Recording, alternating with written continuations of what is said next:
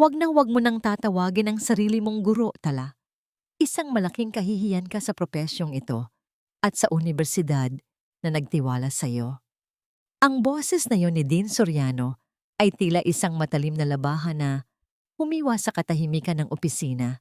Sa ibabaw ng mesa, ang lisensya ni Tala, ang pirasong papel na naging bunga ng 4 na taon ng pagkalam ng sikmura at pagpupuyat sa ilalim ng malamig na ilaw ng poste sa kalsada ay binalot ng pulang marka. Revoked. Binawi. Tinanggalan ng karapatan.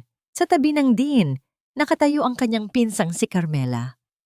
Baka sa mukha nito ang pagkukunwari ng awa, ngunit sa kaibuturan ng kanyang mga mata ay nanunuot ang isang mapait na tagumpay.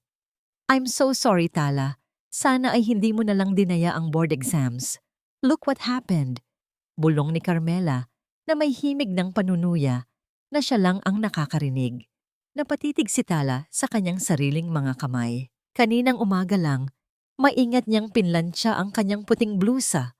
Ang uniformeng balak, sana niyang isuot sa kanyang unang araw ng pagtuturo sa isang prestihiyosong paaralan. Dinama niya ang gaspang ng kanyang mga palad na puno ng kalyo dahil sa paglalabada para lamang matustusan ang kanyang pag-aaral.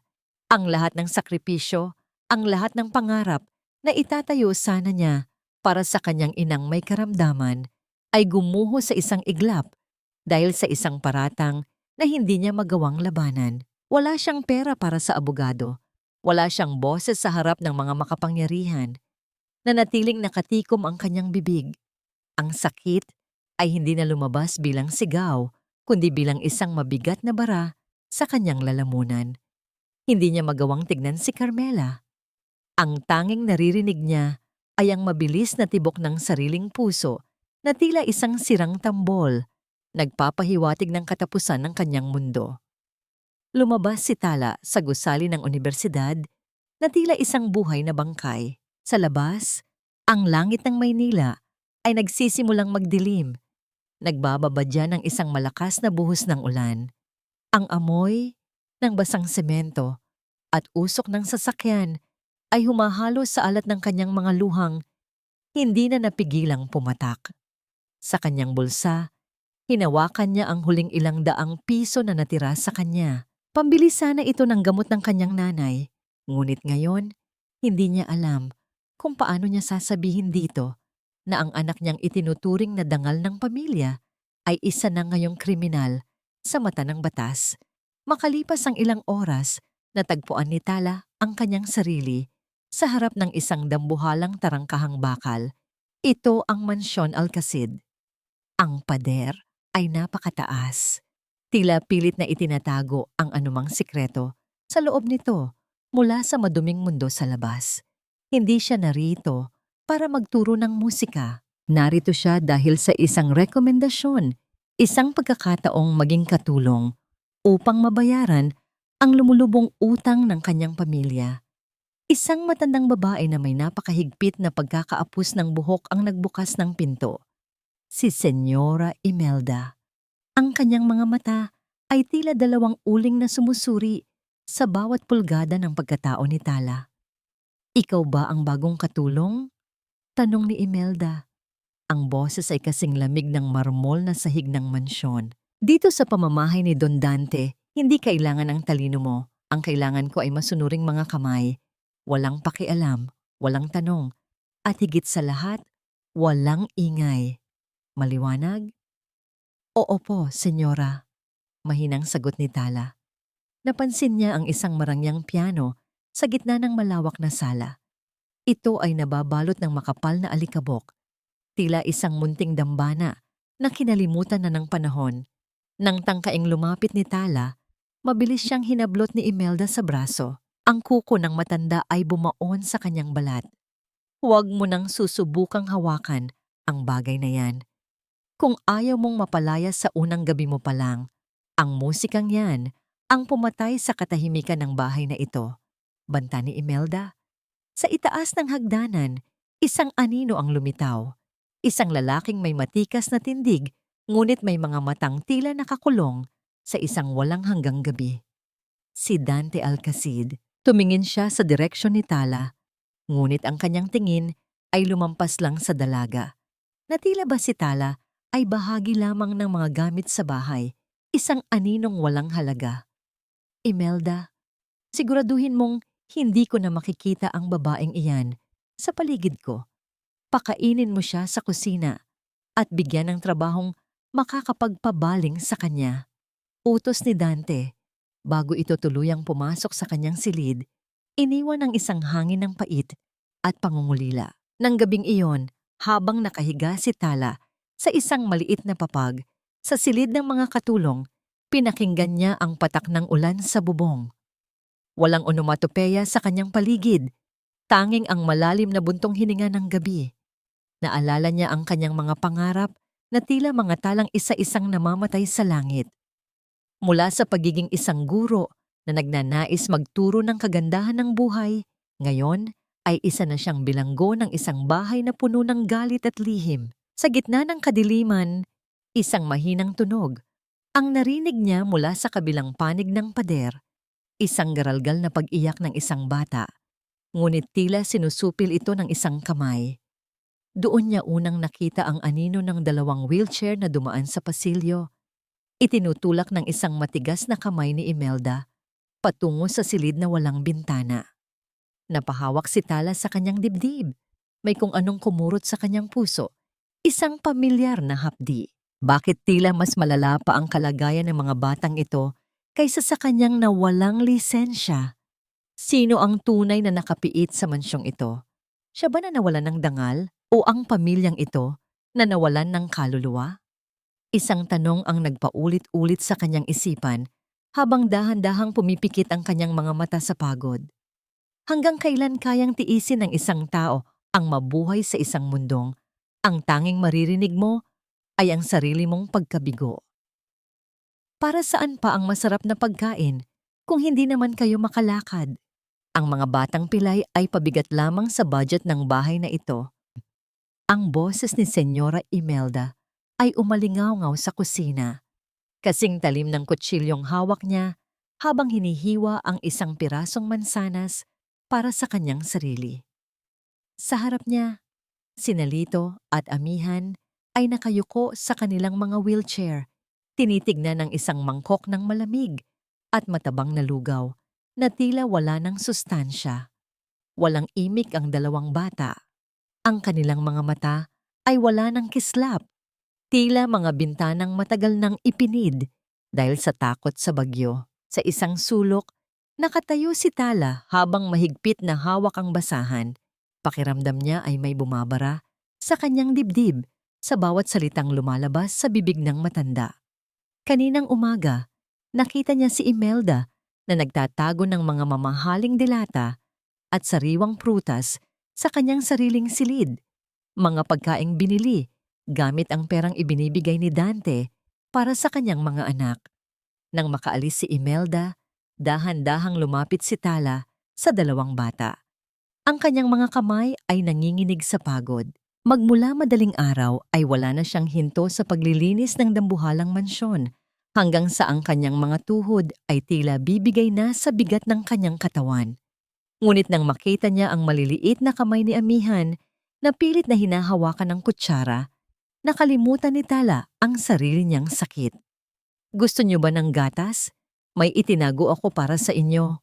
Bulong ni Tala. Ang kanyang boses ay puno ng pagsusumamo. Kinuha niya ang isang baso ng gatas na binili niya gamit ang sarili niyang barya na dapat sana ay itatabi niya para sa kanyang pamasahe pauwi. Tumingin si Lito sa kanya. Ang kanyang mga mata ay puno ng pagtataka at pangamba. "Wag na po ate, magagalit si senyora. Sasabihin niya na naman kay Papa na kami ay pasaway at hindi marunong magpasalamat." Ang mga salitang iyon mula sa isang 7 taong gulang na bata ay tila isang malakas na sampal kay Tala. Paano na itanim ng isang tao ang ganoong klaseng takot sa puso ng mga musmos? Ang mansyong ito ay hindi tahanan. Ito ay isang kabaong na pinalalamutian ng ginto, kung saan ang bawat sulok ay bantay sarado ng kalupitan ni Imelda. Lumipas ang mga oras at ang kadiliman ay muling bumalot sa Mansyon Alcacid. Habang ang lahat ay natutulog na, si Tala ay nasa ilalim pa rin ng hagdanan. Pilit na binubura ang mga mantsa sa sahig na sadyang tinapon ni Imelda bago ito pumasok sa kwarto. Ang bawat kuskos ng basahan ay tila isang dalangin ng pagtitiis. Ang kanyang likod ay tila mababali na at ang bot ng kanyang mga kamay ay humahalo sa sabon at tubig, ngunit hindi siya pwedeng tumigil. Alam niyang kailangan niya ang trabahong ito, kahit na ang kapalit ay ang kanyang sariling dangal. Dahan-dahan siyang pumanhik sa itaas upang tignan ang kalagayan ng mga bata. Sa loob ng silid ni Nalito at Amihan, ang hangin ay mabigat at puno ng amoy ng gamot at kalungkutan. Nakita niya si Amihan na nakadungaw sa bintana, pinagmamasdan ng mga bituin sa labas. Ang batang babae ay hindi nagsasalita mula nang mamatay ang kanilang ina. Sabi ni Imelda, si Amihan daw ay sumpungin at sadyang ayaw makipag-usap, ngunit alam ni Tala ang katotohanan. Nakikita niya sa mga mata ng bata ang isang sigaw na hindi mailabas, isang awit na nakabaon sa ilalim ng takot. Lumapit si Tala at marahang hinaplos ang buhok ni Amihan. Alam mo ba, noong bata ako, naniniwala ako na ang bawat bituin ay isang nota sa langit. Kapag pinagsama-sama mo sila, makakabuo ka ng isang himig na kayang magpatigil sa ulan. Sa unang pagkakataon, lumingon si Amihan. Ang kanyang maliliit na labi ay tila may gustong sabihin, ngunit bago pa man makapagsalita ang bata, ang pinto ng silid ay marahas na bumukas. Isang matangkad na anino ang humarang sa liwanag mula sa pasilyo. Si Senyora Imelda, suot ang kanyang kulay abong duster, ay nakatayo doon na may mapanganib na ngiti sa kanyang mga labi. Ang kanyang mga mata ay tila naglalabas ng apoy habang nakatitig kay Tala. Anong ginagawa mo rito? Akala ko ba ay malinaw ang utos ko na huwag kang makikihalubilo sa mga batang ito? Ang asik ni Imelda. Ang kanyang boses ay tila isang latigo na humahampas sa katahimikan ng gabi. Gusto ko lang pong tingnan kung maayos ang kanilang tulog, senyora. Matapang na sagot ni Tala, bagamat ang kanyang puso ay tila gustong lumundag sa labas ng kanyang dibdib. Lumapit si Imelda at hinablot ang panga ni Tala. Pinipilit itong tumingin sa kanya. Huwag mong gamitin ang iyong mapagkunwaring kabaitan dito. Hindi ka nila ina at hinding-hindi mo sila magiging pamilya. Isang pagkakamali ko lang, isang sumbong ko lang kay Don Dante. Ay bukas na bukas din ay matatagpuan mo ang sarili mo sa kalsada, kasama ng mga basura kung saan ka nararapat. Binitawan ni Imelda si Tala na tila ba ito ay isang dumi. Ang matanda ay tumingin kay Amihan nang may pagbabanta bago muling humarap kay Tala. Bumalik ka sa kusina. Hugasan mo ang lahat ng kurtina sa sala bago sumikat ang araw. At tandaan mo ito, ang bawat salitang sasabihin mo sa mga batang ito ay may katumbas na parusa para sa kanila. Gusto mo bang sila ang magdusa dahil sa iyong katigasan ng ulo? Naiwang nakatayo si Tala sa gitna ng dilim. Ang banta ni Imelda ay tila isang lason na dahan-dahang kumakalat sa kanyang sistema. Hindi siya natatakot para sa kanyang sarili, kundi para sa dalawang batang walang kalaban-laban. Sa kabilang dako ng mansyon, naririnig niya ang mga yabag ni Dante patungo sa kanyang opisina. Ang lalaking may-ari ng lahat ng ito, ngunit walang kaalam-alam na ang kanyang mga anak ay unti-unting namamatay sa loob ng kanyang sariling pamamahay. Habang bumababa ng hagdan si Tala, ang kanyang mga luha ay sa wakas ay pumatak, ngunit mabilis niya itong pinunasan. Ang kanyang mga kamay ay mahigpit na nakakapit sa hawakan ng hagdan. Paano niya maliligtas ang mga batang ito kung siya mismo ay nakakulong sa rehas na gawa sa utang at kahihiyan? Isang tanong ang nanatiling nakabitin sa kanyang isipan. Hanggang kailan mananatiling bulag si Dante sa kalupitang nangyayari sa ilalim ng kanyang sariling bubong? Dito sa bahay na ito, ang musika ay isang kasalanan. Huwag mo nang balaking gisingin ang mga ala-alang matagal na nating ibinaon sa limot. Ang mga salitang yon ni Dante na narinig ni Tala habang naglilinis siya sa labas ng kanyang opisina noong nakaraang araw ay tila isang sumpa na bumabalot sa buong mansyon.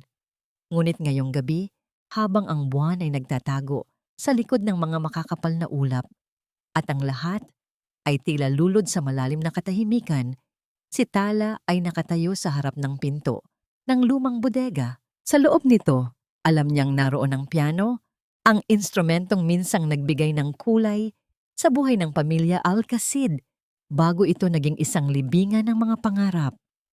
Dahan-dahang pinihit ni Tala ang seradura. Ang bawat galaw niya ay maingat. Tila ba ang ingay ng kanyang sariling paghinga ay sapat na upang gisingin ang galit ni Imelda. Sa likod niya, sina Lito at Amihan ay nakamasid. Ang kanilang mga wheelchair ay dahan-dahang itinulak ni Tala patungo sa loob ng madilim at maalikabok na silid. Ang amoy ng lumang papel at kahoy ay humahalimuyak sa hangin. Isang amoy na tila ba ay nagmula pa sa isang nakaraang buhay. Nang alisin ni Tala ang makapal na telang nakatakip sa piano, ang puting ivory ng mga tipa ay tila nagniningning sa ilalim ng kanyang munting flashlight. Napasinghap si Amihan. Ang maliit na dalaga ay dahan-dahang itinaas ang kanyang kamay. Tila gustong hipuin ang mga tipa, ngunit agad din itong binawi dahil sa takot. "Huwag kang matakot, Amihan," bulong ni Tala. Ang kanyang boses ay puno ng lambing na tila isang duyan. Ang piano ay hindi kumakagat. Ito ay isang kaibigan na matagal nang naghihintay na makausap kayo. Umupo si Tala sa harap ng instrumento. Ang kanyang puso ay tumitibok ng mabilis, hindi dahil sa takot na mahuli, kundi dahil sa pananabik na muling makaramdam ng musika sa kanyang mga daliri. Dahan-dahan niyang ibinaba ang kanyang kamay. Ang marahang tunog ng isang solong nota ay pumailan lang sa silid. Hindi ito onomatopeya, kundi isang panginginig ng hangin na tila ba ay isang buntong hininga ng isang pusong matagal nang nagtitiis. Napansin ni Tala ang pagbabago sa mukha ng mga bata. Ang mga mata ni Lito ay nagliwanag at si Amihan ay napahawak ng mahigpit sa hawakan ng kanyang wheelchair. Sa bawat nota na dahan-dahang pinapatunog ni Tala, isang simpleng himig ng lullaby na itinuro sa kanya ng kanyang ina. Ang kadiliman ng bodega ay tila nababawasan ng bigat. "Ate Tala," mahinang tawag ni Lito. Ang kanyang boses ay nanginginig sa emosyon. "Ganyan din po ang tinutugtog ni Mama noon. Pakiramdam ko ay narito siya sa tabi natin." Ang mga luhang pumatak sa pisngi ni Lito ay tila mga kristal na sumugat sa puso ni Tala. Naisip niya ang sarili niyang ina na nasa malayo, ang kanyang sariling mga pangarap na itinapon sa basurahan, at ang kawalan ng katarungang nararanasan ng mga batang ito sa loob ng sarili nilang tahanan. Ang bawat nota ay naging isang dalangin, isang lihim na mensahe ng pag-asa na nais niyang itanim sa puso ng mga bata. "Tuturuan ko kayo," sabi ni Tala, habang kinuha ang maliit na kamay ni Amihan at dahan-dahang ipinatong sa mga tipa. "Kahit hindi kayo makalakad gamit ang inyong mga paa, ang musikang ito ang magsisilbing pakpak ninyo. Dadalhin kayo nito sa mga lugar na hindi kayo maaabot ng kalupitan ni Senyora Imelda." Ngunit sa gitna ng kanilang munting sandali ng kaligayahan, isang malamig na hangin ang pumasok mula sa bahagyang nakabukas na pinto. Ang katahimikan ng mansyon ay tila biglang naging mabigat. Isang mahabang anino ang gumapang sa sahig ng bodega. Papalapit sa kanila, nanigas si Tala. Ang kanyang mga daliri ay nanatili sa ibabaw ng piano, ngunit ang tunog ay biglang naputol. Ang kanyang hininga ay tila naglaho nang marinig niya ang mabibigat na yabag ng sapatos sa pasilyo. Mga yabag na kilala niya kahit sa gitna ng pinakamalakas na bagyo. Si Dante Alcacid. Ang pinto ay tuluyang bumukas ng malawak. Nakatayo doon si Dante. Ang kanyang mukha ay tila isang ukit sa bato Sa ilalim ng liwanag ng buwan, ang kanyang mga mata ay nanlilisik, hindi sa galit, kundi sa isang matinding sakit na tila muling binuksan ng narinig niyang musika. Sino ang nagbigay sa iyo ng karapatang buksan ang silid na ito? Ang boses ni Dante ay mababa, ngunit puno ng awtoridad na tila isang dagundong ng kulog bago ang unos. Don Dante, ang mga bata po, kailangan nila ng saya. Pilit na paliwanag ni Tala, habang pilit niyang itinatago ang panginginig ng kanyang buong katawan. Hindi siya pinansin ni Dante. Ang kanyang tingin ay nakatuon sa dalawang bata na tila mga ibong natatakot na muling makulong sa hawla. Lumapit si Dante, at sa bawat hakbang niya, ang hangin ay tila nauubos sa loob ng bodega. Huminto siya sa harap ni Tala, at ng piano, ang kanyang mga kamay ay mahigpit na nakakuyom sa kanyang gilid. Ang musikang ito ay hindi gamot, Tala. Ito ay isang paalala ng lahat ng nawala sa amin, sabi ni Dante. Ang kanyang boses ay tila isang punyal na ibinaon sa katahimikan. Umalis kayo rito, ngayon din. Habang itinutulak ni Tala ang mga wheelchair ni Nalito at amihan palabas ng silid, lumingon siya sa huling pagkakataon. Nakita niya si Dante na nakatayo pa rin sa harap ng piano. Ang kanyang balikat ay tila bumabagsak sa bigat ng isang lihim na hindi nito kayang sabihin. Ang bodega ay muling binalot ng dilim, ngunit sa isipan ni Tala, ang huling nota na kanyang tinugtog ay patuloy na umaalingaw-ngaw. Isang tanong ang nanatiling nakatimo sa kanyang isipan. Bakit tila mas takot si Dante sa musika kaysa sa kalungkutan ng kanyang sariling mga anak? At ano ang tunay na nangyari sa gabing namatay ang melodiya sa bahay na ito? Ang amoy ng insenso at bulaklak ng patay ay tila nanunuot sa bawat sulok ng silid ni Senyora Imelda. Tuwing madaling araw, bago pa man magising ang buong mansyon, maririnig ang kanyang boses na mabilis na bumibikas ng mga dasal sa harap ng kanyang altar. Ang kanyang mga kamay ay mahigpit na nakahawak sa isang kulay itom na rosaryo. Ang bawat butil ay tila isang saksi sa kanyang mga lihim, ngunit sa likod ng bawat amen ay isang pusong kasing itim ng kanyang mga suot na damit. Don Dante, patawarin niyo po ako sa aking sasabihin. Ang boses ni Imelda ay puno ng mapagkunwaring pag-aalala habang hinahatiran niya ng kape ang amo sa opisina nito. Ngunit ang mga bata, tila lalong sumasama ang kanilang kalagayan mula nang dumating ang babaeng iyan. Kagabi, narinig ko silang umiiyak dahil sa ingay na ginawa ni Tala sa bodega. Ang musika, sir, ay tila muling binubuksan ng kanilang mga sugat. Napatigil si Dante sa pagbabasa ng kanyang mga dokumento. Ang kanyang mga mata ay kakikitaan ng pagod at lito. Sinasabi mo bang si Tala ang dahilan kung bakit sila balisa, Imelda? Opo, Don Dante. Alam niyo namang ako lang ang nag-aalaga sa kanila mula nang mawala ang inyong asawa. Pinoprotektahan ko lang po ang kanilang katahimikan. Si Tala ay bata pa.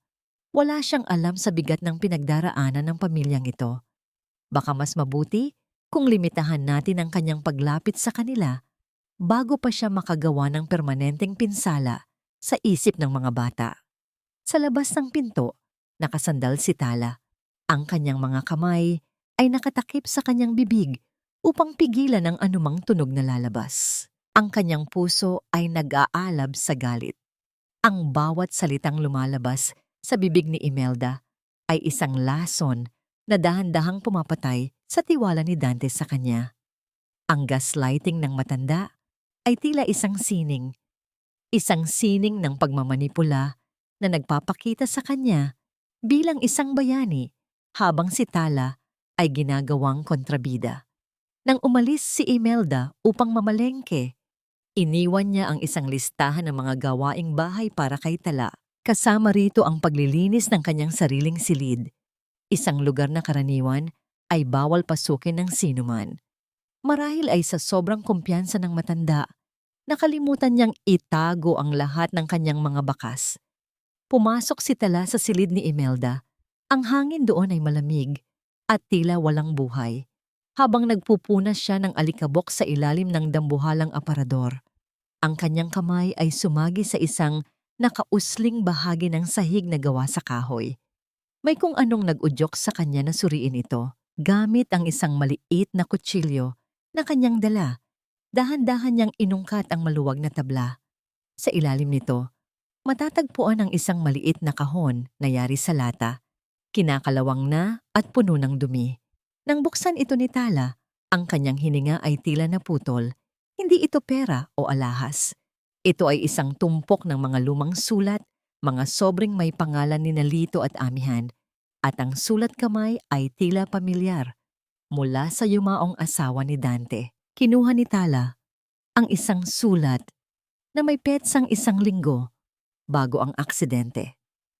Para sa aking mga anak, huwag ninyong kakalimutan na ang musika ang ating tulay. Nanginig ang mga daliri ni Tala.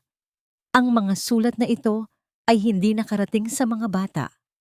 Itinago ito ni Imelda upang putulin ang huling koneksyon ni Nalito at Amihan sa kanilang ina. Itinago ng matanda ang mga salitang sana ay nagbigay ng lakas sa kanila sa gitna ng kanilang paghihirap. Ang kalupitan ni Imelda ay hindi lang pisikal. Ito ay isang pagnanakaw ng kaluluwa. Ngunit bago pa man mabasa ni Tala ang susunod na pahina, ang tunog ng pagpihit ng seradura sa pintuan ng kwarto ay bumasag sa katahimikan. Ang tibok ng puso ni Tala ay tila isang mabilis na tambol na nagbababala ng panganib. Ang anino ni Imelda ay muling lumitaw sa ilalim ng pinto. Tala, tapos ka na ba sa paglilinis? Ang boses ng matanda ay malapit na, kasing lamig ng kamatayan. Mabilis na ibinalik ni Tala ang mga sulat sa loob ng kahon at isinara ang tabla. Ngunit sa kanyang pagmamadali, ang kanyang flashlight ay gumulong patungo sa gitna ng silid. Ang pinto ay dahan-dahang bumukas at ang liwanag mula sa pasilyo ay tumama sa mukha ni Imelda na ngayon ay puno ng paghihinala. Isang tanong ang nanatiling nakabitin sa hangin. Nakita ba ni Imelda ang ginawa ni Tala? At ano ang gagawin ni Tala sa katotohanang ang mga huling salita ng isang ina ay nanatiling bilanggo sa ilalim ng altar ng isang mapagkunwaring dasal? Ang isang ngiti ay sapat na upang tunawin ang pinakamatigas na yelo, ngunit sa bahay na ito, ang bawat tawa ay kailangang bayaran ng takot. Habang pinagmamasdan ni Tala ang 2 bata mula sa pintuan ng kanilang silid, ramdam niya ang bigat ng lihim na kanyang natuklasan. Ang mga sulat na ninakaw ni Imelda ay tila mga buhay na uling na nagpapainit sa kanyang bulsa. Nais niyang isigaw ang katotohanan. Nais niyang ibigay ang mga papel na yon kina Lito at Amihan. Ngunit alam niyang sa sandaling gawin niya iyon ng walang sapat na proteksyon, ay lalamunin lamang sila ng bagsik ng matanda. Kailangang simulan ang paghilom sa paraang hindi nakikita ng mga mata, kundi nararamdaman ng puso. Isang hapon, habang si Senyora Imelda ay abala sa pakikipagtsismisan sa telepono sa kabilang bahagi ng mansyon, dinala ni Tala ang 2 bata sa beranda, kung saan ang sikat ng araw ay marahang humahalik sa mga dahon ng gumamela. Ang hangin ay sariwa, malayo sa mapanglaw na amoy ng insenso sa loob ng bahay. Ate Tala, bakit tayo narito? Baka makita tayo ni Senyora. May halong kaba ang boses ni Lito habang nakakapit sa kanyang wheelchair. Huwag kang mag-alala, Lito. Ngayong hapon, tayo lang ang narito. At meron akong ituturo sa inyong laro. Nakangiting sagot ni Tala. Hindi siya gumamit ng piano. Sa halip, sinimulan niyang ipay ang kanyang mga hita sa isang banayad na ritmo. Ang tunog ay tila tibok ng puso, matatag, mainit, at puno ng buhay. Sinimulan ni Tala ang pag-awit. Hindi ito isang opera o isang komplikadong piyesa, kundi ang pamilyar na himig ng sa ugoy ng duyan. Ang kanyang boses ay malumanay na dumadaloy sa hangin, Tila isang haplos ng isang ina sa kanyang anak na may lagnat. Sa bawat salitang Tagalog na kanyang binibigkas, ang bawat duyan at bituin ay tila naglalakbay patungo sa mga sugatang alaala ng dalawang bata. Napansin ni Tala ang unti-unting pagluwag ng pagkakahawak ni Lito sa kanyang upuan. Ang batang lalaki ay nagsimulang sumabay sa ritmo. Ang kanyang ulo ay marahang gumagalaw sa himig. Ngunit ang pinakakahanga-hanga ay si Amihan, ang batang babae na tila isang estatwang bato sa nakalipas na mga buwan ay nakatitig ng mataman kay Tala. Ang kanyang mga mata na dati ay walang buhay ay tila nagkakaroon ng isang munting kislap. Sige Lito, Amihan, sabayan niyo ako. Gamitin niyo ang inyong mga kamay. Paghikayat ni Tala. Dahan-dahan, ang mga maliliit na daliri ni Lito ay nagsimulang tumuktok sa armrest ng kanyang wheelchair, sumasabay sa kumpas ng awit. At doon, sa gitna ng init ng hapon, nangyari ang isang himala na matagal nang ipinagkait sa Mansion Alcacid. Isang munting tunog ng hagik-gik ang kumawala sa bibig ni Lito. Kasunod nito, ang mga labi ni Amihan ay dahan-dahang gumuhit ng isang nanangiti. Isang nangiting kasing dalisay ng bukang liwayway.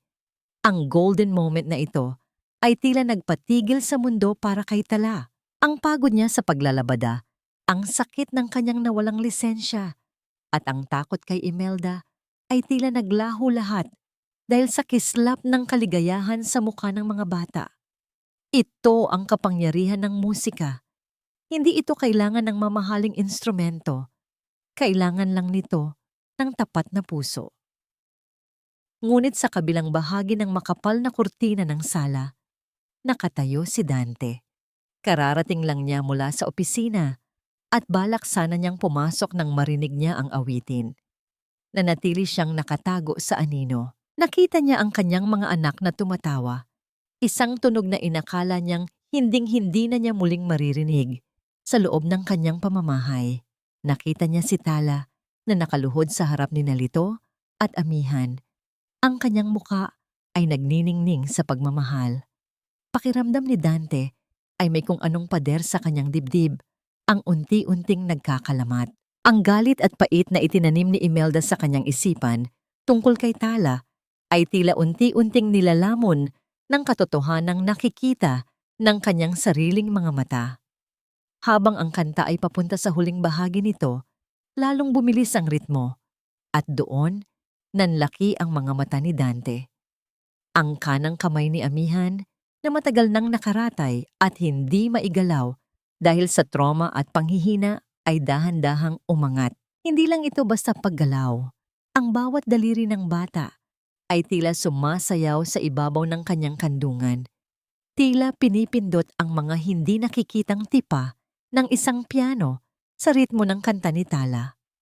Ang mga daliri ni Amihan ay gumagalaw ng may layunin, ng may koordinasyon na sinasabing imposible ng mga doktor.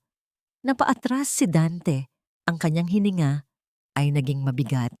Ang pagkamangha at ang takot na muling umasa ay naghalo sa kanyang sistema. Ngunit bago pa man siya makahakbang palabas upang lapitan sila, ang boses ni Imelda ay narinig mula sa loob. Tumatawag sa pangalan ni Tala nang may halong poot. Isang tanong ang nanatiling nakaukit sa isipan ni Dante habang pinagmamasdan ng kanyang anak na sumasayaw ang mga daliri.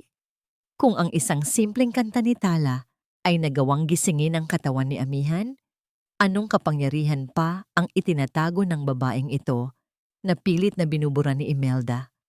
At sapat na ba ang nakita niya upang tuluyang buksan ang kanyang puso sa posibilidad ng isang himala? Minsan, ang pinakamatinding kaaway ay hindi ang taong nasa harap mo, kundi ang taong kilala ang bawat sugat sa iyong nakaraan. Habang naglalakad si Dante sa pasilyo ng mansyon, ang tunog ng halakhak ni Lito na narinig niya kanina ay tila isang multo na sumasayaw sa kanyang isipan. Hindi niya maipaliwanag ang kakaibang kaba sa kanyang dibdib, isang kaba na hindi dulot ng takot, kundi ng isang pag-asang matagal na niyang ipinagkait sa kanyang sarili. Sa bawat hakbang niya sa makintab na sahig, ang imahe ni Tala na nakangiti sa gitna ng sikat ng araw ay tila isang liwanag na pilit na bumubutas sa makapal na ulap ng kanyang pighati.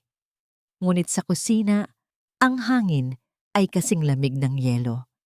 Si Senyora Imelda ay nakatayo sa tabi ng bintana. Mahigpit na nakakuyom ang kanyang mga kamay habang pinagmamasdan ang pakikitungo ni Dante kay Tala mula sa malayo. Nakita niya ang panandaliang paghinto ni Dante sa tapat ni Tala kaninang umaga. Isang simpleng pagtango, ngunit para kay Imelda, ito ay isang deklarasyon ng digmaan. Ang kanyang kapangyarihan sa Mansion Alcacid ay nakasalalay sa kalungkutan ni Dante. Kapag naging masaya ang amo, hindi na niya ito magagawang diktahan. Masyadong nagiging kampante ang babaeng yan. Bulong ni Imelda sa kanyang sarili. Ang kanyang boses ay tila pag-itsit ng isang ahas sa katahimikan. Kailangang putulin ang kanyang mga pakpak bago pa siya tuluyang makalipad. Isang hapon, habang si Tala ay abala sa pag-aayos ng mga bulaklak sa florera sa sala, isang marangyang sasakyan ang huminto sa harap ng mansyon. Ang bawat tunog ng pag-ikot ng gulong sa graba ay tila nagbabadya ng isang bagong unos. Lumabas si Imelda na may malapad na ngiti, isang ngiting hindi nakakarating sa kanyang mga mata. Tala, halika rito. Mayroon tayong espesyal na panauhin. Tawag ni Imelda. Ang kanyang boses ay puno ng nakakalasong tamis.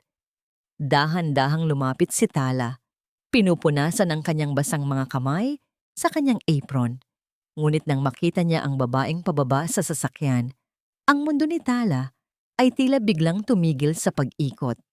Ang dugo sa kanyang mga ugat ay tila nagmula sa apoy patungo sa pagiging yelo. Ang babaeng nakasuot ng mamahaling bestida, may hawak na designer bag, at may mapangaping titig ay walang iba kundi si Carmela, ang kanyang pinsan na nag-traitor sa kanya at nagnakaw ng kanyang pangarap. Oh my God, Tala! Ikaw ba yan? Ang tawa ni Carmela ay pumailan lang sa hangin, kasing talim ng basag na bubog. I heard you were looking for a job, pero hindi ko akalain na dito ka babagsak. Maid? From a music teacher to a housemaid? How tragic! Hindi nakakibo si Tala. Ang kanyang mga kuko ay bumaon sa kanyang mga palad habang pilit niyang tinitiis ang matinding kahihiyan. Ang bawat kislap ng alahas ni Carmela ay tila isang sampal sa kanyang kahirapan. Eksaktong lumabas si Dante mula sa kanyang opisina at napahinto nang makita ang eksena. Mabilis na lumapit si Imelda sa kanya. Suot ang kanyang maskara ng pagiging banal. Don Dante, pasensya na po sa istorbo. Ito po si Carmela, isang napakagaling na guro ng musika at dating kasamahan ni Tala. Ipinatawag ko siya dahil naisip ko na baka kailangan ng mga bata ng isang totoong profesional na magtuturo sa kanila, hindi lang basta kung sino-sinong katulong. May diin ang huling salita ni Imelda. Tumingin si Carmela kay Dante nang may mapanuksong na ngiti. It's an honor to meet you, sir. Masakit man sabihin, pero kailangan niyo pong mag-ingat. Hindi niyo po ba alam kung bakit nawalan ng lisensya ang pinsan ko? She cheated, sir. Ninakaw niya ang dangal ng universidad namin. Isang magnanakaw ng pangarap. Baka pati ang mga gamit niyo rito ay mawala rin. Naramdaman ni Tala ang panlalabo ng kanyang paningin. Ang bawat salita ni Carmela ay tila mga punyal na ibinabaon sa kanyang likuran sa harap ng lalaking nagsisimula na sanang magtiwala sa kanya. Tumingin si Tala kay Dante, nagmamakaawa na sana ay makita nito ang katotohanan sa kanyang mga mata, ngunit ang mukha ni Dante ay muling naging isang malamig na pader ng yelo. Is it true, Tala? Ang boses ni Dante ay mababa, puno ng pagkadismaya, na tila ba ay muling gumuho ang anumang tulay na nabuo sa pagitan nila. Don Dante, let me explain. Pilit na sabi ni Tala, ngunit bago pa siya makatapos, hinarangan na siya ni Imelda. Wala nang dapat ipaliwanag. Nakakahiya ka. Pinatuloy ka namin dito dahil sa awa. Tapos isa ka palang kriminal? Ang asik ni Imelda. Dante, baka ito rin ang dahilan kung bakit pilit niyang nilalapitan ng mga bata. Baka may balak siyang masama. Sa gitna ng tensyon, nakita ni Tala si Carmela na palihim na kumindat kay Imelda. Doon niya naintindihan ang lahat. Isang planadong pagsasabuatan upang tuluyan siyang sirain. Ang kanyang mga kamay ay nanginginig, hindi sa takot, kundi sa matinding galit na tila isang bulkang malapit nang sumabog. Dante, please! For the children! Ang huling pagsusumamo ni Tala. Ngunit binitawan ni Dante ang isang mabigat na buntong hininga at tumalikod. Imelda, ikaw na ang bahala sa kanya. At simula ngayon, si Carmela na ang hahawak sa edukasyon ng mga bata. Ayaw ko nang makitang lumalapit ang babaeng iyan sa kanila. Habang masayang naglalakad sina Imelda at Carmela patungo sa loob ng mansyon, naiwang mag-isa si Tala sa malawak na driveway. Ang init ng sikat ng araw ay hindi sapat upang pawiin ang lamig na nanunuot sa kanyang puso. Ang cliffhanger. Habang nagliligpit ng gamit sa kusina si Tala, ng gabing iyon, narinig niya ang sigaw ni Amihan mula sa itaas. Nang tangkain niyang tumakbo, hinarangan siya ni Imelda na may hawak na isang gintong kwintas, ang paboritong kwintas ng yumaong asawa ni Dante. Bagay na bagay ito sa iyong bulsa, hindi ba, Tala? Ang nakakatakot na bulong ni Imelda. Hindi mo na kailangang magpaliwanag, Tala. Ang mga salita ay madaling nakawin, gaya ng mga pangarap, pero ang dangal, kapag nabahiran na ng hinala, mahirap na itong linisin. Ang boses ni Dante ay tila isang malamig na simoy ng hangin na humahampas sa balat ni Tala habang siya ay nakaluhod sa sahig ng silid-aklatan. Gabi na, at ang tanging liwanag sa loob ng malawak na silid ay nagmumula sa isang lampara sa mesa ni Dante. Ang sikat ng buwan ay sumisilip sa pagitan ng mga makakapal na kurtina, nagpapakita ng mga dambuhalang anino ng mga libro sa pader. Sa bawat kuskos ni Tala sa mga antigong kagamitan, ang mga alikabok ay tila sumasayaw sa ilalim ng malamlam na ilaw, mga maliliit na partikulo ng nakaraang pilit na ibinabaon sa limot. Tumigil si Tala sa kanyang ginagawa at tumingin sa kanyang mga kamay. Ang mga daliri niyang dati ay malalambot at sanay sa paghaplos ng mga tipan ng piano ay punong-puno na ngayon ng mga sugat at kalyo mula sa matatapang na sabon at pagbubuhat ng mabibigat na timba. Sa kabila ng pagbabawal ni Dante, hindi niya mapigilang mapatingin sa lalaking nakaupo sa harap ng kanyang mga dokumento. Nakita niya ang pagod sa mga mata nito, ang bigat ng mundong pinapasan nito, na tila ba ay mas matindi pa sa kanyang sariling pighati. Bakit po ninyo hinahayaang mabalot ng alabok ang bahay na ito, sir? Ang mahinang tanong ni Tala. Ang kanyang boses ay nanginginig sa kaba, ngunit puno ng katapatan. Hindi lang po ang mga gamit ang unti-unting namamatay dito, kundi pati na rin ang mga alaala. Napatigil si Dante sa kanyang pagsusulat. Dahan-dahan niyang inangat ang kanyang paningin. Sa katahimikan ng gabi, ang bawat hininga nila ay tila nagiging isang mabigat na usapan. Minsan, mas mabuting hayaan ang alabok na takpan ng lahat, Tala. Mas madaling hindi makakita kaysa makaramdam ng sakit.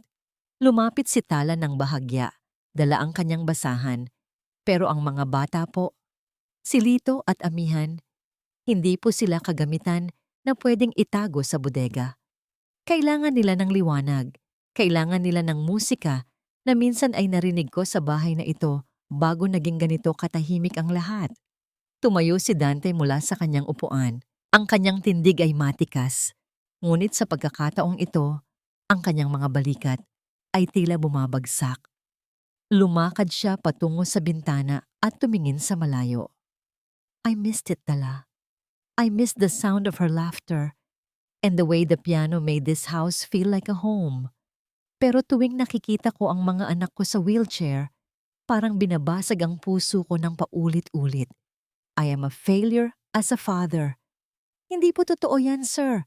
Bulong ni Tala habang dahan-dahang lumalapit sa likuran ni Dante. Ang pagmamahal ay hindi nasusukat sa kakayahang lumakad ng mga anak niyo, kundi sa kakayahan ninyong hawakan ang kanilang mga kamay habang sila ay nakaupo. Humarap si Dante sa kanya. Sa unang pagkakataon, ang distansya sa pagitan nila ay tila naglaho. Ang bango ng sabon mula kay Tala at ang amoy ng lumang papel mula kay Dante ay humalo sa hangin. Nakita ni Dante ang isang luhang pumatak sa pisngi ni Tala, isang luhang hindi para sa kanyang sarili, kundi para sa pamilyang Alcacid. Dahan-dahang itinaas ni Dante ang kanyang kamay. Ang kanyang mga daliri ay marahang dumapo sa pisngi ni Tala upang punasan ang luhang iyon. Isang kuryente ng emosyon ang dumaloy sa kanilang dalawa. Isang sandali ng kilig na puno ng respeto at pangungulila. Ang mga kamay ni Dante, na dati ay malamig at malayo, ay tila naghahanap ng init sa haplos ng balat ni Tala. Bakit mo ginagawa ito, Tala? Kahit na tinatratuhan ka namin ng ganito, bakit nagmamalasakit ka pa rin? Ang pabulong na tanong ni Dante, ang kanyang muka ay ilang pulgada na lamang ang layo sa muka ng dalaga. Dahil naniniwala po ako sa himala, sir. Sagot ni Tala. Ang kanyang mga mata ay nakatitig ng mataman sa mga mata ni Dante. At dahil ang pamilyang ito ang muling nagparamdam sa akin na may saysay pa ang buhay ko kahit wala na ang lisensya ko. Sandaling tumigil ang mundo. Ang tibok ng puso ni Dante ay tila sumasabay sa tahimik na kumpas ng gabi. Akma niyang hahawakan ang kamay ni Tala nang biglang maramdaman ang bigat ng isang titig mula sa labas ng pintuan. Sa anino ng pasilyo, nakatayo si Senyora Imelda. Ang kanyang mga mata ay nanlilisik sa selos at galit. Narinig niya ang bawat salita. Narinig niya ang paglambot ng boses ni Dante. Ang boses na sa loob ng maraming taon ay tanging sa kanya lang nakatuon ang pagsunod. Sir, kailangan ko na pong bumalik sa kusina. Mabilis na paalam ni Tala nang marinig ang tunog ng isang bumagsak na gamit sa labas. Nang makaalis si Tala, nanatiling nakatayo si Dante sa gitna ng silid-aklatan. Hindi niya alam na sinusundan siya ng tingin ni Imelda mula sa siwang ng pinto. Huminga ng malalim si Dante at bumulong sa hangin, sapat na upang marinig ng matandang nagtatago. Salamat, Tala. Pakiramdam ko. Sa wakas, muling humihinga ang bahay na ito dahil sa'yo. Ang mga salitang iyon ay tila isang hatol ng kamatayan para kay Imelda. Ang kanyang panga ay nagngangalit at ang kanyang rosaryo ay tila mapuputol na sa higpit ng kanyang pagkakahawak. Kung ang bahay ay muling humihinga dahil kay Tala, sisiguraduhin ni Imelda na ang hiningang iyon ay magiging huling hantungan ng dalaga. Ang tiwala ay parang isang mamahaling kristal. Kapag nabasag, kahit anong pandikit ang gamitin mo, ang mga lamat ay mananatiling saksi sa sakit ng pagkakataon. Ang umagang yon, sa Mansion Alcacid, ay nagsimula ng may kakaibang timpla. Sa hapagkainan, hindi lamang ang amoy ng bagong lutong sinangag at barakong kape ang namamayani, kundi ang isang panibagong init sa pagitan ni Dante at Tala. Napansin ni Dante ang maliit na bulaklak ng sitsirika na inilagay ni Tala sa gilid ng kanyang tasa. Isang simpleng gawi na nagpagaan sa kanyang mabigat na pakiramdam. Ang bawat sulyap ni Dante kay Tala ay tila isang lihim na pasasalamat, isang bagay na hindi nakaligtas sa mapanuring mga mata ni Senyora Imelda. Sa isang sulok ng kusina, habang naghuhugas ng mga pinggan, naramdaman ni Tala ang bigat ng titig ni Imelda. Kasama nito si Carmela, na tila isang buwitreng naghihintay ng tamang pagkakataon upang sumagpang. Masyadong mataas ang lipad ng isang alila. Bulong ni Carmela habang tinitignan ang kanyang sariling kuko. Kailangang paalalahanan siya kung saan siya nagmula. Hindi ba, Senyora? Ngumiti si Imelda, isang nangiting kasing pait ng apdo. Huwag kang mag-alala, Carmela. Ang bawat kislap ng ginto ay may katapat na dilim. Ngayong araw, sisiguraduhin nating ang liwanag na nakikita ni Dante ay magiging mitya ng galit na hinding-hindi niya malilimutan. Samantala, si Tala ay nasa silid ni Nalito at Amihan, habang ang dalawang bata ay abala sa kanilang mga drawing. Si Tala ay tahimik na nananahi. Ang kanyang golden moment para sa araw na yon ay ang pag-aayos sa punit na laylayan ng paboritong kumot ni Lito, ang kumot na ayaw nitong bitawan dahil amoy pa rin nito ang kanilang ina. Ang bawat tahi ni Tala ay puno ng pagmamahal. Tila ba sa bawat pagpasok ng karayom sa tela ay tinatahi rin niya ang mga sugat ng pamilyang ito. Ngunit sa itaas na palapag, sa loob ng silid na bawal pasukin ng sinuman, maliban kay Dante, si Imelda ay dahan-dahang pumasok. Ang silid ng yumaong asawa ni Dante, si Elena, gamit ang isang duplicate na susi na matagal na niyang itinatago. Binuksan ni Imelda ang jewelry box sa ibabaw ng tokador. Doon, nagniningning ang isang gintong kwintas na may pendant na hugis puso. Ang tanging alahas na hindi naisuot ni Elena bago ang aksidente at ang pinakamahalagang alaala para kay Dante. Kinuha ito ni Imelda at mabilis na lumabas. Nagtungo siya sa maliit at madilim na silid ni Tala sa likod ng kusina. Doon, isinilid niya ang kwintas sa loob ng punda ng unan ni Tala. Siniguradong ito ay nakatago ng maayos, ngunit madaling mahanap kung kailangan. Pagkalipas ng ilang oras, ang katahimikan ng mansyon ay binuwag ng isang matinis na sigaw mula sa itaas. "Sir, Don Dante, ang kwintas ni Ma'am Elena." Ang boses ni Imelda ay puno ng drama at pekeng takot. Mabilis na lumabas si Dante mula sa kanyang opisina. Ang kanyang mukha ay biglang namutla. "Anong nangyari, Imelda?" "Nililinis ko po ang kwarto ni Ma'am Elena para sa inyong anibersaryo bukas at napansin ko pong bukas ang lagayan ng alahas. Nawawala ang gintong kwintas, ang paborito niyo pong alaala." Pahayag ni Imelda habang umiiyak ng walang luha. Kaagad na rumesponde si Carmela na tila kanina pa naghihintay sa eksena. "Sir, baka may ibang pumasok dito. Hindi ba't kaninang umaga ay nakita ko si Tala na galing sa direksyon ng itaas? Sabi niya ay may kinuha lang siyang gamit sa paglilinis." "Hindi totoo yan." Ang sigaw ni Tala, nakararating lang. Bit-bit ang kumot na katatapos lang niyang tahiin. Ang kanyang puso ay tila gustong sumabog sa kaba.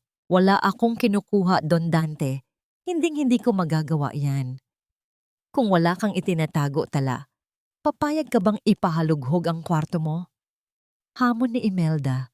Ang kanyang mga mata ay nanlilisik sa tagumpay. Tumingin si Tala kay Dante. Naghahanap ng kahit isang munting tiwala. Ngunit ang lalaki ay tila nanigas na. Ang alaala ng kanyang asawa ay ang kanyang pinakasensitibong bahagi at ang pagkawala ng kwintas ay tila muling pagpatay kay Elena sa kanyang isipan. "Hanapin niyo sa kwarto niya." Ang malamig na utos ni Dante. Kasabay nito ang pagdating ng dalawang pulis na kanina pa pala ipinatawag ni Carmela. Pumasok ang mga pulis sa maliit na silid ni Tala. Ang bawat kalabog ng mga gamit na itinatapon nila sa sahig ay tila tunog ng pagguho ng mundo ni Tala. Lumabas ang isa sa mga pulis, bit-bit ang unan ni Tala. Sa isang marahas na pagpunit sa punda, ang gintong kwintas ay bumagsak sa marmol na sahig. Lumikha ng isang malinaw na tunog na tila humati sa katahimikan ng mansyon. Lahat ay napahinto. Ang kislap ng ginto sa sahig ay tila isang mapanuyang tawa sa mukha ni Tala. Hindi akin yan," bulong ni Tala. Ang kanyang mga boses ay halos hindi marinig. "Ipinatanim lang yan dyan. Don Dante, maniwala po kayo sa akin." Dahan-dahang pinulot ni Dante ang kwintas. Ang kanyang mga kamay ay nanginginig sa galit at pait. Tumingin siya kay Tala, hindi na bilang isang taong nagbibigay ng liwanag sa kanyang bahay, kundi bilang isang magnanakaw na pumatay sa huling pag-asa ng kanyang puso. I thought you were different, Tala. Ang boses ni Dante ay puno ng matinding pighati. I almost believed in you. Sir, arestuhin na po ba namin? Tanong ng pulis. Tumingin si Imelda kay Tala nang may mapanganib ng ngiti, ang cliffhanger. Habang pilit na kinakabitan ng posas si Tala, biglang sumigaw si Lito mula sa wheelchair nito. Bit-bit ang kumot na tinahi ni Tala. Papa, huwag! May nakita ako. May nakita ako kanina sa kwarto ni Ate Tala. Ngunit bago pa makapagsalita ang bata, mabilis na tinakpan ni Imelda ang bibig nito. Sinasabing ang bata ay natatakot lang. Habang hinihila si Tala, palabas ng mansyon sa ilalim ng mapang-aping titig ni na Carmela at Imelda, isang huling tanong ang naiwan sa hangin. Magagawa ba ni Lito na isigaw ang katotohanan bago tuluyang mabulok si Tala sa likod ng mga rehas ng kawalan ng katarungan? Huwag mo nang dungisan ang pangalan ng asawa ko sa marumi mong mga labi, Tala. Ang bawat salitang lumalabas sa iyo ay tila lason na pilit na sumisira sa huling alaala ni Elena. Ang boses ni Dante ay kasing lamig ng hanging nanggagaling sa paparating na bagyo sa labas. Nakatayo siya sa gitna ng sala. Hawak ang gintong kwintas na tila ba ito ang huling piraso ng kanyang kaluluwa. Ang kanyang mga mata na noong nakaraang gabi ay nagpakita ng munting liwanag ng pagtitiwala ay muling naging dalawang madilim na balon ng pait at galit. Sa paanan ni Dante, nakahandusay ang kumot na katatapos lang tahiin ni Tala para kay Lito.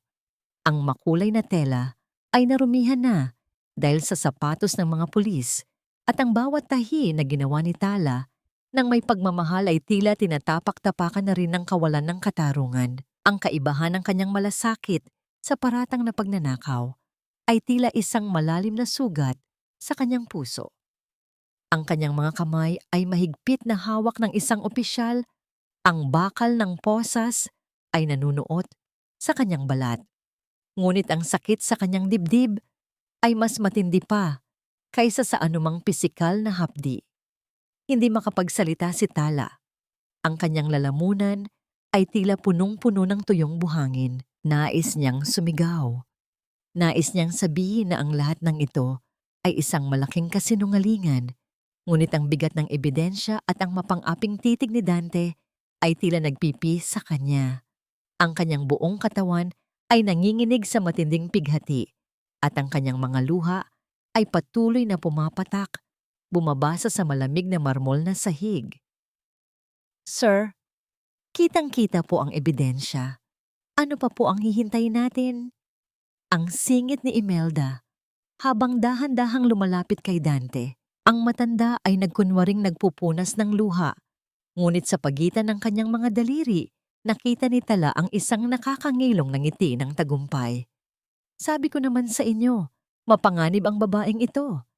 Ginamit niya ang mga bata upang makuha ang loob ninyo habang ninanakawan tayo sa likuran. No, hindi totoo yan. Ang biglang sigaw ni Lito. Pilit na iniikot ng bata ang kanyang wheelchair patungo kay Tala. Ngunit mabilis siyang hinawakan ni Carmela sa balikat. Pinipigilan ang anumang paggalaw nito. Lito, tumigil ka na. Don't let her manipulate you anymore. She's a thief, and thieves belong in jail. Ang matalim na sabi ni Carmela. Ang kanyang boses ay puno ng puot.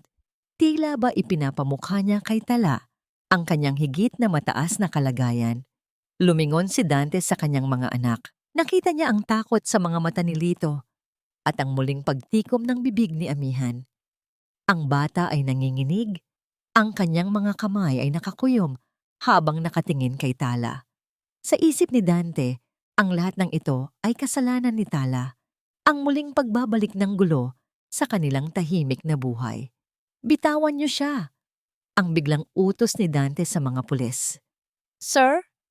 Nagtatakang tanong ng opisyal. I won't file charges yet. Ang boses ni Dante ay puno ng pagod. Ayaw kong madungisan ang pangalan ng asawa ko sa isang demanda na magdadala sa amin sa korte. Pero ayaw ko nang makita ang mukha ng babaeng ito kahit isang segundo pa. Tumingin si Dante ng diretso sa mga mata ni Tala. Umalis ka, Tala. Kunin mo ang lahat ng gamit mo at lumayas ka sa pamamahay na ito. Huwag na huwag ka nang magpapakita sa akin o sa mga anak ko. Ang utang na loob na sinasabi mo ay binura na ng iyong katrayduran. Sa gitna ng lumalakas na buhos ng ulan, kinalaga ng posas si Tala. Wala siyang nagawa kundi ang dahan-dahang tumayo. Pumasok siya sa kanyang maliit na silid at kinuha ang kanyang lumang bag. Habang lumalabas siya ng mansyon, nadaanan niya si Imelda na nakatayo sa may pintuan. Sabi ko sa iyo, alila ka lang. At sa bahay na ito, ako ang batas. Ang pabulong na banta ni Imelda. Sapat na upang marinig ni Tala bago siya itulak palabas sa ilalim ng malakas na ulan. Naiwang nakatayo si Tala sa labas ng dambuhalang tarangkahang bakal. Ang tubig ulan ay humahalo sa kanyang mga luha at ang bawat patak nito ay tila isang hapdi sa kanyang sugatang dangal. Lumingon siya sa huling pagkakataon sa mansyong tila naging bilangguan ng kanyang mga pangarap. Sa itaas na bintana, nakita niya ang maliit na anino ni Amihan na nakadungaw. Ang kamay ng bata ay nakadikit sa salamin. Tila pilit na inaabot ang kanyang ate Tala. Isang tanong ang nanatiling umaalingaw-ngaw sa isipan ni Tala habang siya ay naglalakad sa gitna ng madilim na kalsada.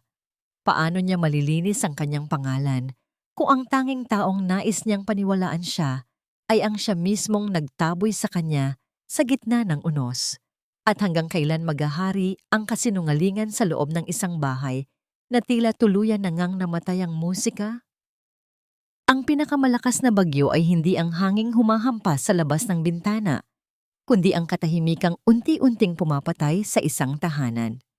Ang bawat patak ng ulan ay tila isang karayom na tumutusok sa balat ni Tala habang siya ay naglalakad nang walang direksyon sa gitna ng madilim na kalsada.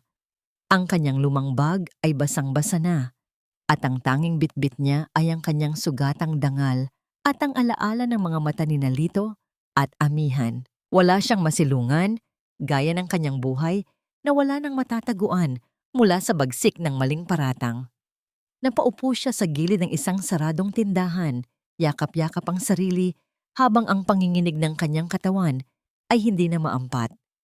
Ang lamig ng gabi ay nanunuot hanggang sa kanyang mga buto, ngunit ang mas matinding ginaw ay nagmumula sa katotohanang ang taong sinimulan na niyang mahalin ay ang siya ring nagtaboy sa kanya patungo sa kamatayan. Sa loob ng Mansyon Alcacid, ang katahimikan ay kasing bigat ng semento. Nakaupo si Dante sa kanyang opisina, hawak ang gintong kwintas, ngunit wala siyang maramdamang tagumpay. Ang kislap ng alahas ay tila nanunumbat sa kanya.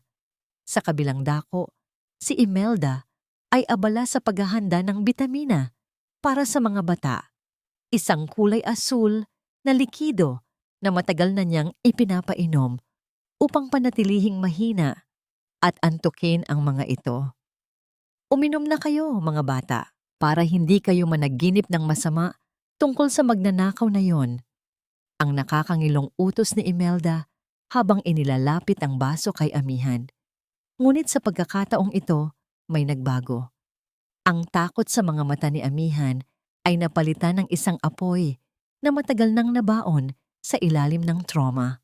Nang tangkaing hawakan ni Imelda ang panga ng bata upang pilitin itong uminom, isang malakas na pagtabig ang ginawa ni Amihan. Ang baso ay bumagsak sa sahig.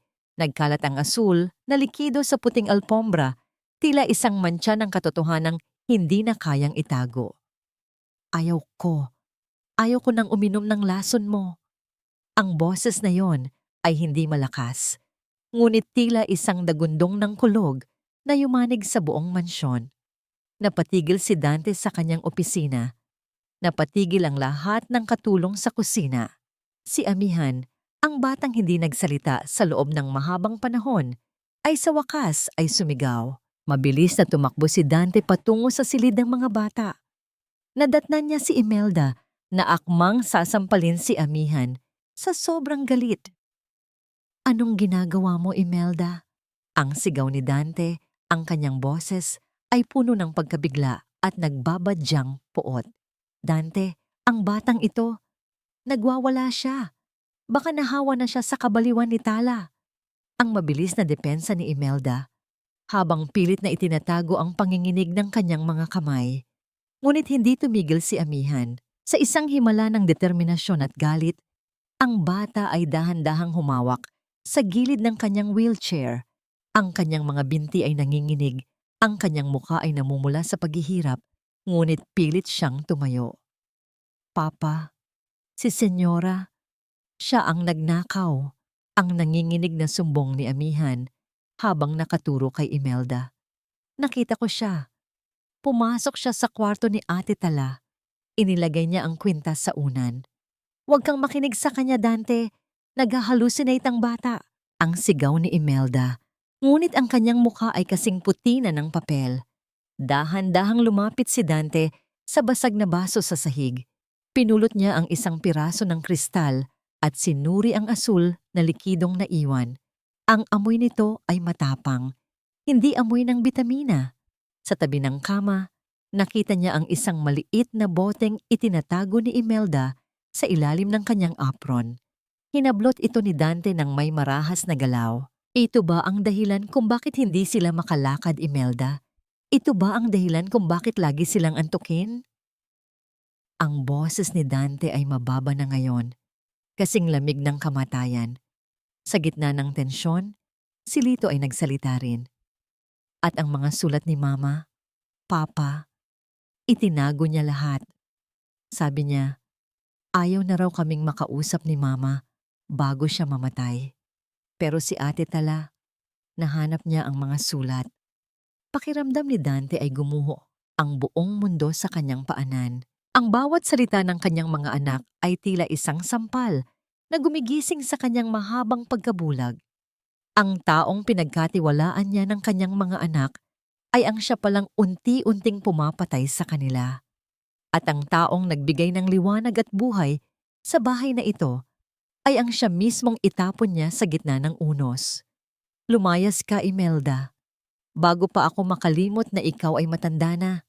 Ang banta ni Dante, ang kanyang mga mata ay nanlilisik sa galit. Tatawag ako ng pulis at sisiguraduhin kong mabubulok ka sa kulungan sa ginawa mo sa mga anak ko. Nang makalabas si Imelda na nagsisisigaw sa takot, naiwang nakaluhod si Dante sa harap ng kanyang mga anak. Niyakap niya sina Lito at Amihan ng mahigpit. Ang kanyang mga luha ay sa wakas ay pumatak. Mga luha ng matinding pagsisisi. Patawarin niyo ako. Patawarin niyo si Papa. Ang bulong ni Dante.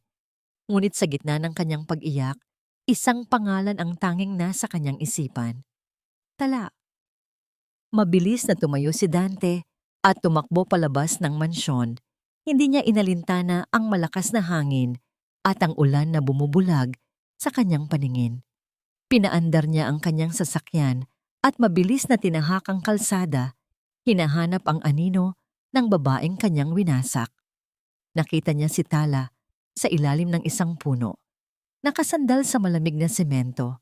Ang kanyang mga mata ay nakapikit at ang kanyang balat ay kasing puti ng isang estatwa. Ang kanyang mga labi ay nangingitim na sa lamig. Tala, Tala, gising! Ang pagsusumamo ni Dante habang kinukuha ang dalaga at isinasakay sa kanyang sasakyan. Binalot niya ito ng kanyang sariling Amerikana. Pilit na ibinibigay ang init ng kanyang katawan sa babaeng tila binabawian na ng hininga. Isang tanong ang nanatiling nakaukit sa puso ni Dante habang mabilis niyang itinataboy ang sasakyan patungo sa ospital. Magagawa pa kaya siyang patawarin ni Tala matapos ang lahat ng hapdi na kanyang idinulot? O huli na ang lahat para sa isang simponyang hinding-hindi na muling mabubuo? Hindi sapat ang salitang patawad para sa isang pusong winakasan mo ang pag-asa, Dante. Ang bawat sugat na iniwan mo ay tila isang nota ng pait na hinding-hindi na mabubura sa kanyang alaala. Ang boses ni Lola Chayong, ang matandang bulag na nakatira sa dulo ng kalsada ng mansyon, ay tila isang hatol ng konsensya habang nakatayo siya sa pasilyo ng ospital. Sa likod ng puting kurtina, Si Tala ay nakaratay. Ang kanyang katawan ay nababalot ng makakapal na kumot at ang kanyang kamay ay nakakabit sa isang swero. Ang puting ilaw ng silid ay tila nagpapatingkad sa kaputlaan ng kanyang mukha, na tila isang anghel na dahan-dahang binabawian ng liwanag. Nakatayo si Dante sa labas ng pintuan. Ang kanyang mga kamay ay mahigpit na nakakuyom at ang kanyang Amerikana ay basa pa rin ng ulan. Pakiramdam niya ay siya ang pinakamaliit na tao sa mundo. Ang bawat buntong hininga ni Tala na naririnig niya sa loob ng silid ay tila isang punyal na bumabaon sa kanyang dibdib. Sa loob ng maraming taon, inakala niyang siya ang biktima. Ngunit sa gabi ng unos na yon, nalaman niyang siya ang naging malupit na berdugo ng kaisa-isang taong nagtangkang magligtas sa kanyang pamilya. Lola Chayong, gagawin ko ang lahat. Itatama ko ang lahat. Ang nanginginig na pangako ni Dante. Ang katotohanan ay tila isang ilog, Dante. Maari mo itong harangan ng mga kasinungalingan, pero darating ang panahon na aapaw ito at lalamunin ang lahat ng nagtangkang magtago nito. Ang sagot ng matanda bago ito dahan-dahang lumakad palayo. Iniwan si Dante sa gitna ng kanyang sariling impyerno ng pagsisisi. Habang naghihintay na magising si Tala, bumalik si Dante sa mansyon kasama ang mga awtoridad. Sa tulong ni Lola Chayong na matagal nang nakikinig sa mga sikretong usapan ni Imelda sa likod ng bakod, natuklasan nila ang itinatagong ebidensya. Sa ilalim ng altar ni Imelda, nahanap ng mga pulis ang mga bank book na nagpapatunay ng paglilipat ng milyon-milyong piso mula sa kumpanya ni Dante patungo sa sariling account ng matanda. Ngunit ang mas masakit ay ang pagkakadiskubre sa isang lumang videotape, isang recording ng security camera noong gabing maaksidente ang asawa ni Dante. Nanginginig ang mga kamay ni Dante habang pinapanood ang video. Doon, kitang-kita niya si Imelda na sadyang binabalahaw ang preno ng sasakyan ni Elena dahil natuklasan nito ang pagnanakaw ng matanda sa pondo ng pamilya. Ang aksidente ay hindi isang pagkakataon. Ito ay isang planadong pagpatay. At sa loob ng maraming taon, ginamit ni Imelda ang guilt ni Dante upang kontrolin ang mansyon at pahirapan ang mga bata. Hayop ka, Imelda! Ang mahinang bulong ni Dante, ang kanyang boses ay puno ng puot. Habang pinapanood ang pag-aresto sa matanda sa isang madilim na eskinita kung saan ito nagtatago. Ang mga posas na kumakalansing sa mga bisig ni Imelda ay tila isang matamis na musika ng katarungan para kay Dante. Ngunit hindi ito sapat upang pawiin ang sakit ng kanyang pagkakamali kay Tala. Hindi rin nakaligtas si Carmela. Sa harap ng unibersidad, iniharap ni Dante ang mga dokumentong nakuha niya mula sa computer ni Imelda. Mga email na nagpapatunay na binayaran ni Imelda si Carmela upang manipulahin ang ebidensya laban kay Tala noong board exams. Ang bawat salita ng paninira ni Carmela ay tila mga tuyong dahon na tinangay ng hangin ng katotohanan. Nang magbukas ang mga mata ni Tala sa ospital, ang unang nakita niya ay ang malungkot na mukha ni Dante. Ang silid ay puno ng mga sariwang bulaklak ng sitsirika, ang paboritong bulaklak ni Tala na palihim na pinitas ni Dante mula sa hardin. Nasaan po ang mga bata? Ang unang tanong ni Tala. Ang kanyang boses ay mahina at paos. Hindi nakasagot si Dante. Lumuhod siya sa tabi ng kama ni Tala at kinuha ang malamig na kamay ng dalaga. Idinikit niya ito sa kanyang noo. Ang kanyang mga balikat ay nanginginig sa tahimik na pag-iyak. Ligtas na sila, Tala, at hinding-hindi na sila sasaktan ng sinuman, lalong-lalo na ako. Inilabas ni Dante ang isang pulang envelope. Sa loob nito ay ang lisensya ni Tala, ang orihinal na dokumentong nakuha muli mula sa unibersidad kasama ang isang formal na liham ng paumanhin mula sa dean. Ito ang dangal mo, Tala. Itinago nila ito, pero kailanman ay hindi nila ito nanakaw sa iyo. Isang golden moment ang namayani sa pagitan nila.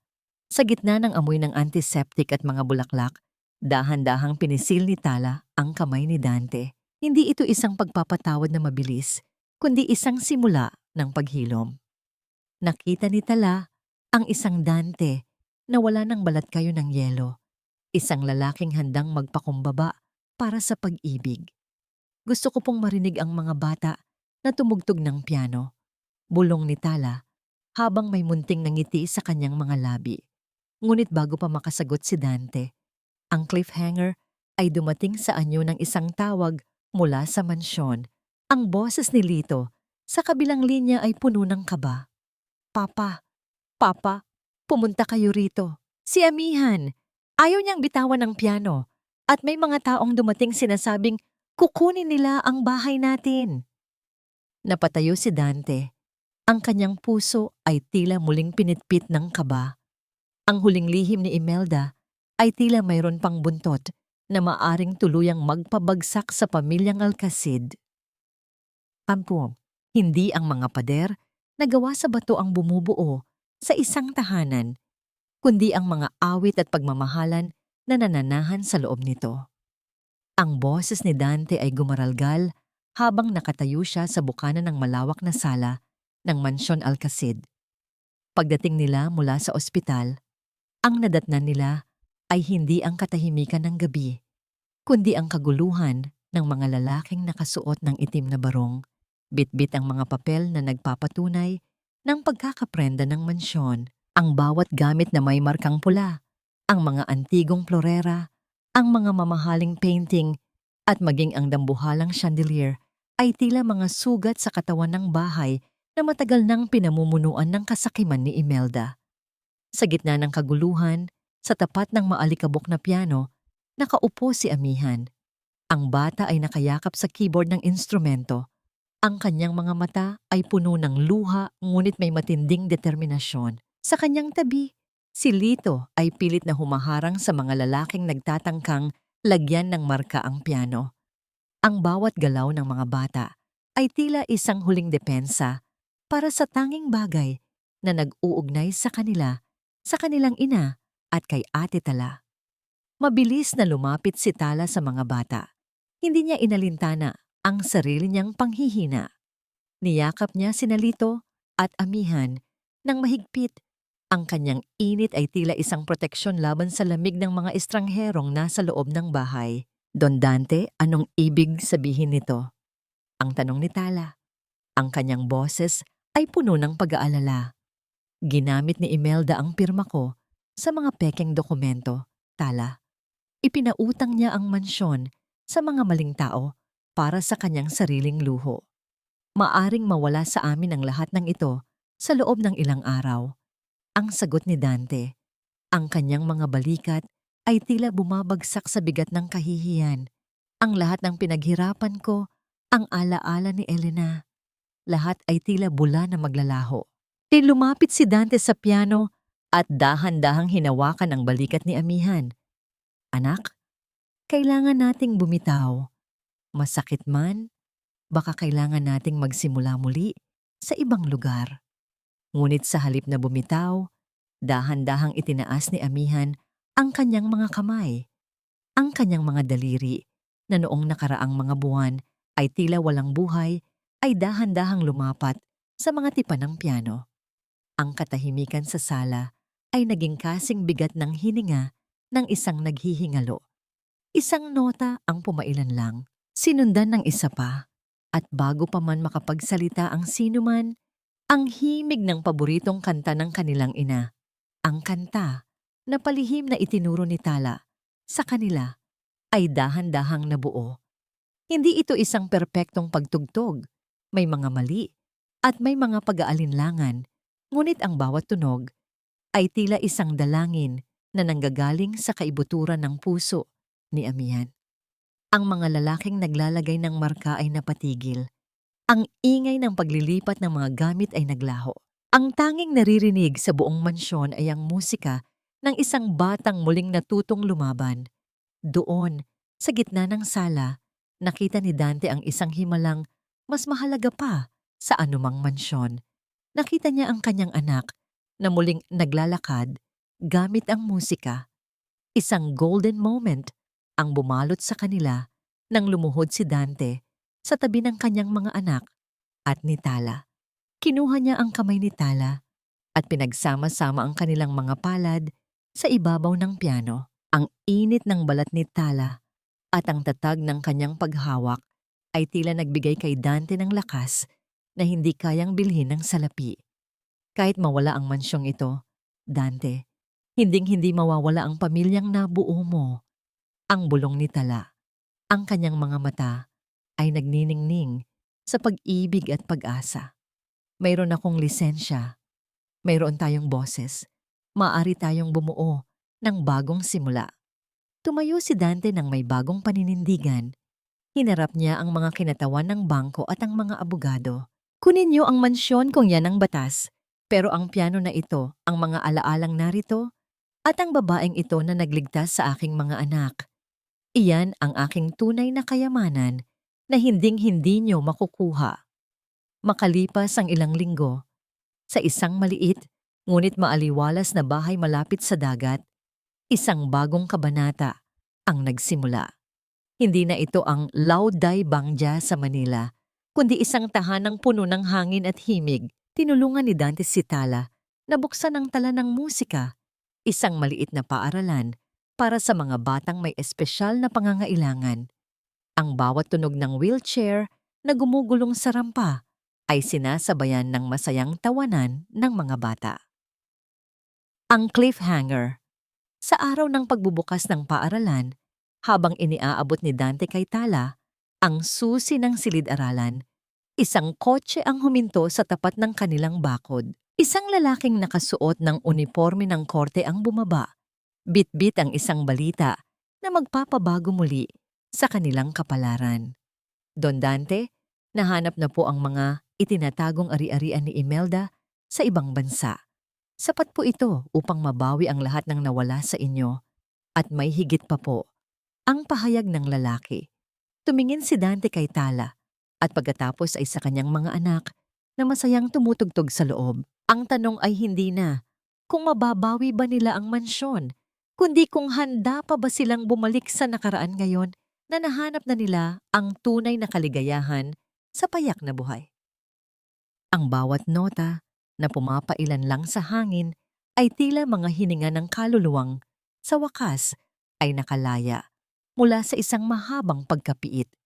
Isang taon na ang lumipas mula nang ang Mansion Alcacid ay mabalot ng dilim at kasinungalingan, ngunit ngayong hapon, sa ilalim ng ginintuang liwanag ng takip silim sa dalampasigan ng Batangas, ang tanging naririnig ay ang dalisay na himig ng pag-asa. Nakatayo si Tala sa gilid ng isang munting entablado na yari sa kawayan at nara. Ang kanyang puting bestida ay marahang hinahampas ng simoy ng dagat at sa kanyang dibdib ay nagniningning ang kanyang lisensya, hindi na bilang isang pirasong papel, kundi bilang isang simbolo ng kanyang muling pagkabuhay. Hindi na siya ang alilang nakayuko sa takot. Siya na ngayon ang guro ng mga puso sa paaralang itinayo nila ni Dante para sa mga batang may kapansanan. Pinagmasdan ni Tala si amihan na nakaupo sa harap ng isang makinang na piano. Ang mga daliri ng bata ay mabilis at bihasang sumasayaw sa mga tipa. Tinutugtog ang isang orihinal na komposisyon na inalay nito para sa kanyang yumaong ina. Sa tabi nito, si Lito ay abala sa pag-alalay sa iba pang mga bata. Ang kanyang tawa ay tila isang musika na nagpapalimot sa bawat hapdi ng nakaraan. Ang dalawang bata ay hindi na mga bilanggo ng kanilang mga wheelchair. Natutunan nilang lumipad gamit ang mga nota at pagmamahal na itinanim ni Tala sa kanilang mga puso. Dahan-dahang naramdaman ni Tala ang isang mainit na presensya sa kanyang likuran. Isang matitikas na braso ang pumalibot sa kanyang balikat at ang amoy ng pamilyar na pabango ni Dante ay humalos sa alat ng dagat. Ipinatong ni Tala ang kanyang ulo sa balikat ng lalaki. Dinarama ang matatag na tibok ng puso nito.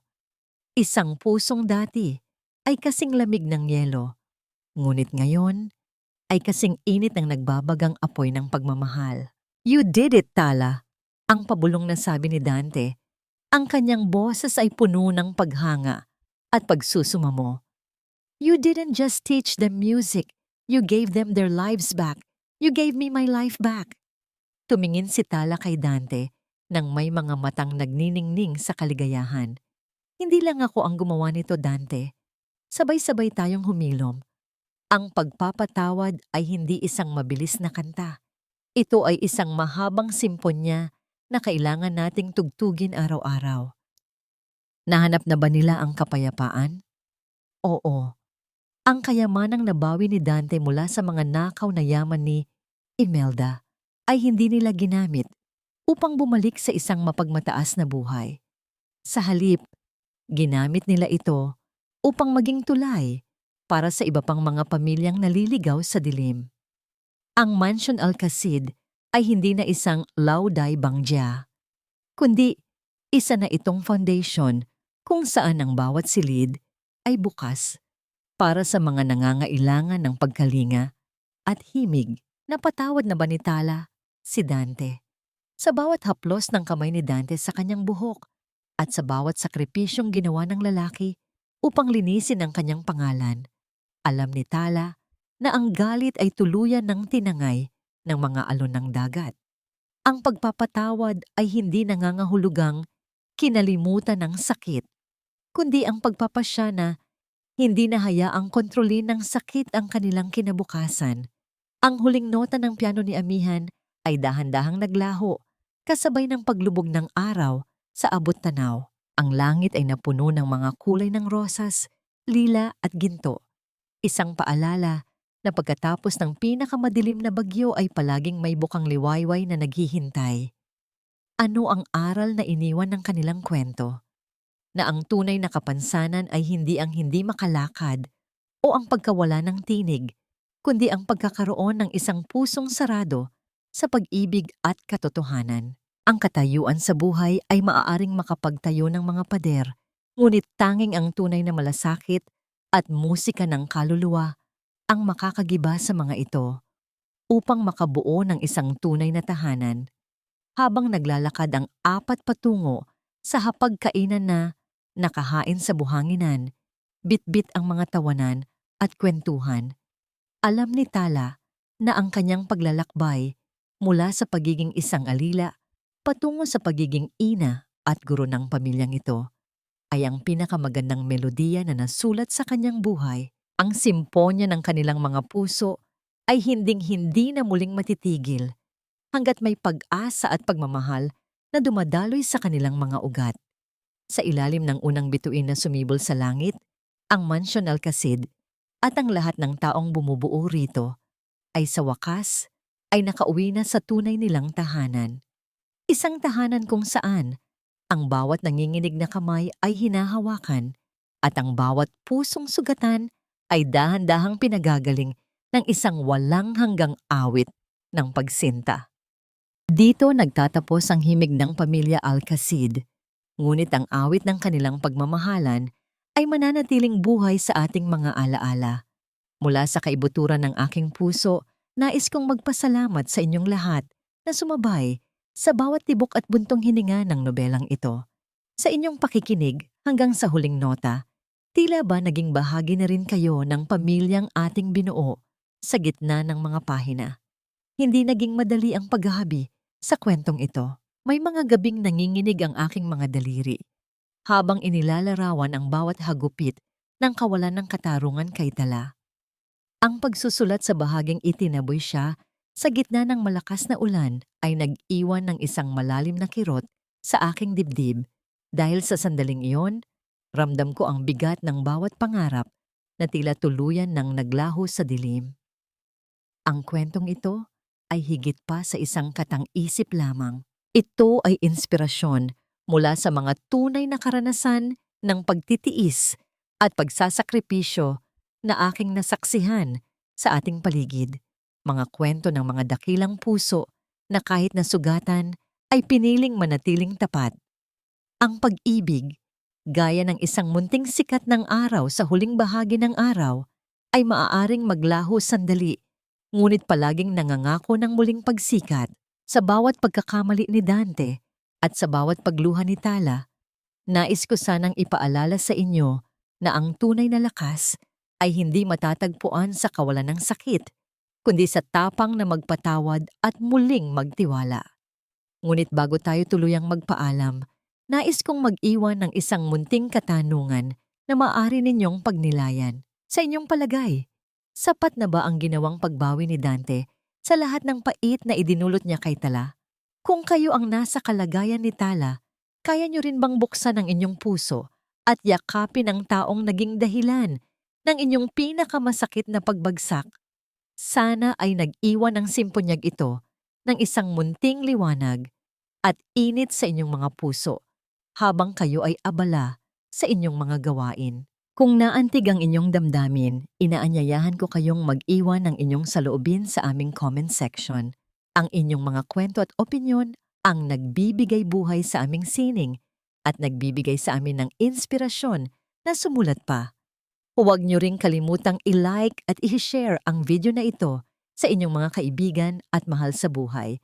Hanggang sa muli nating paglalakbay sa mundo ng mga kwentong nagpapahilom at nagbibigay ng pag-asa. Maraming salamat sa inyong pagtangkilik at manatili nawa ang musika ng pag-ibig sa inyong mga tahanan.